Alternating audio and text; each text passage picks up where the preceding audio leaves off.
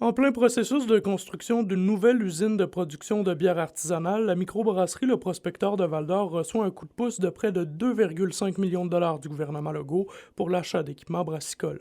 On vient les aider dans un projet qui est évalué à 6 millions de dollars. On vient leur donner un peu plus que 2 millions de dollars dans ce projet-là. L'Investissement Québec est très actif sur le terrain pour justement encourager nos entreprises à se développer. Fait qu'on vient leur donner des conditions de prêt qui sont très avantageuses pour leur aider à justement à prendre leur essor. Le ministre délégué à l'économie, Christopher Skeet, a pu également être conscientisé aux enjeux liés au recrutement de la main-d'œuvre de l'entreprise Témisco, basée ici à Notre-Dame-du-Nord. Le recrutement, la difficulté de la main-d'œuvre, c'est vraiment un enjeu problématique qui va freiner des décisions d'agrandissement d'entreprise.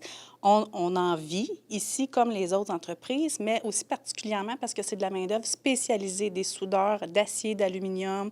Au niveau, nous, on fait des remorques sur mesure, donc c'est vraiment des gens spécialisés dans la lecture de plans, dans le développement des technologies en soudage. Une des choses qu'on peut faire, c'est accroître la productivité. Investissement Québec met beaucoup de sous, notamment dans le programme OTN, pour augmenter les investissements en numérisation, automatisation et robotisation. On ne peut jamais en faire assez. Le député de Rouyn-Noranda-Témiscamingue, Daniel Bernard, assure que le gouvernement provincial met tout en place pour répondre aux défis que font face les entreprises de sa circonscription et de la région. On l'a vu ici, entre autres, chez Témisco, les gens nous disaient qu'ils sont pratiquement autonomes sur tout ce qui était le volet d'embauche, de rétention, puis d'amener les immigrants ici.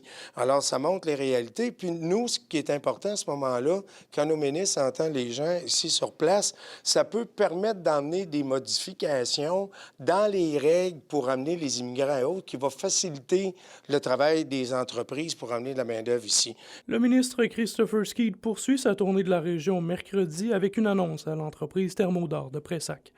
André Audet, RNC Nouvelles.